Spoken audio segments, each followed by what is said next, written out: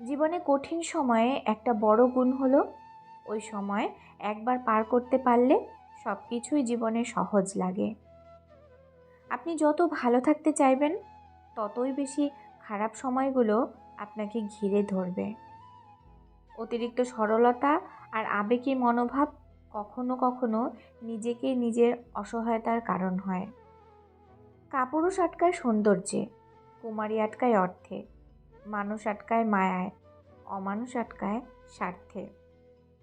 যারা বলে জীবন থেকে একজন গেলে আরেকজন আসে, কিন্তু এটা বোঝে না কিছু মানুষের জীবনে একজনের শূন্যতাই সারা জীবন থাকে।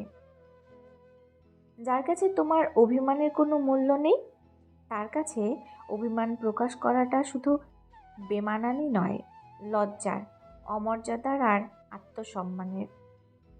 কিছু মানুষ আছে যারা জেদ বজায় রাখতে গিয়ে সম্পর্ক হারিয়ে ফেলে, আর কিছু মানুষ আছে যারা সম্পর্ক রাখতে গিয়ে নিজের আত্মসম্মানটা হারিয়ে ফেলে। পৃথিবীতে সবচেয়ে অসহায় সে, যে নিজের রাগ, অভিমান, কষ্ট কাউকে দেখাতে পারে না, একটু চিৎকার করে কাঁদতে পারে না, শুধু মৃদু হাসির আড়ালে চোখের জল লুকিয়ে রাখে।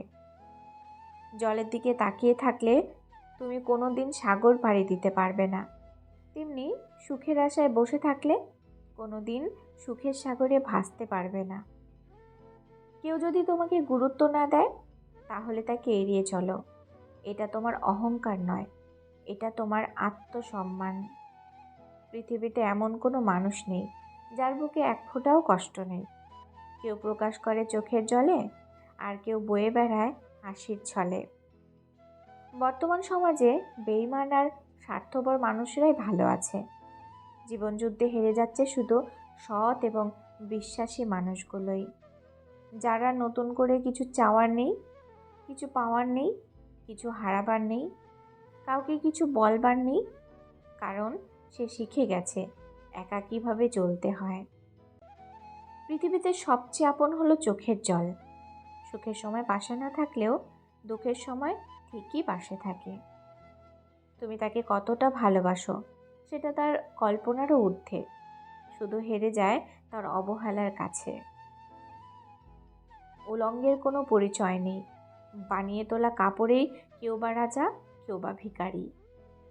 মানুষ তো দুঃখ তখনই পায় যখন সে বুঝতে পারে যাকে সে সবচেয়ে বেশি গুরুত্ব দিয়েছে তার কাছেই সে মূল্যহীন। জীবনে যদি কখনো ভুল ট্রেনে উঠে পড়ো তাহলে পরের স্টেশনেই নেমে যেও, কারণ দূরত্ব যতই বাড়বে তোমার ফেরার কষ্টটা ততই বেশি। যে কষ্ট পায় সে পরে সুখ ভোগ করে, কিন্তু যে কষ্ট দেয় সে কখনো সুখী হতে পারে না। অহংকার খুব ছোট্ট একটা শব্দ, কিন্তু শব্দটির মধ্যে লুকিয়ে রয়েছে মানুষের পতনের সিঁড়ি। সকলেই বলে মেয়েরা হলো ঘরের লক্ষ্মী, কিন্তু দাসীরূপী লক্ষ্মী হওয়ার চেয়ে স্বাধীন অলক্ষ্মী হওয়া ভালো। কাকে খোঁজো? যে সুন্দর করে সাজে? বোকা তুমি, খোঁজো তাকে যে তোমায় সুন্দর করে বোঝে। আমরা অন্যকে গুরুত্ব দিতে গিয়ে নিজের গুরুত্বটাই ভুলে যাই। সকলেই তোমাকে কষ্ট দেবে, তোমাকে শুধু এমন একজনকে খুঁজে নিতে হবে যার দেওয়া কষ্ট তুমি সহ্য করতে পারবে। যে কোনো সম্পর্ক ভাঙার প্রথম ধাপ হলো অবহেলা, সেটা হোক বন্ধুত্ব বা প্রেম। তুমি যদি মন থেকে সত্যি কাউকে ভালোবাসো তবে 1 শতাব্দী পরও তুমি তার ডাকে সাড়া দিতে বাধ্য। বয়স বাড়ার সাথে সাথে জীবনের সব কিছুই বাড়বে, কিন্তু ভালো থাকাটা কমবে। কঠোর পরিশ্রম তোমার চেহারা নষ্ট করতে পারে, কিন্তু তোমার ভবিষ্যৎ উজ্জ্বল করে দেয়। ধৈর্য ধরা শিখলাম, মানিয়ে নেওয়া শিখলাম, নিজেকে সান্ত্বনা দেওয়া শিখলাম।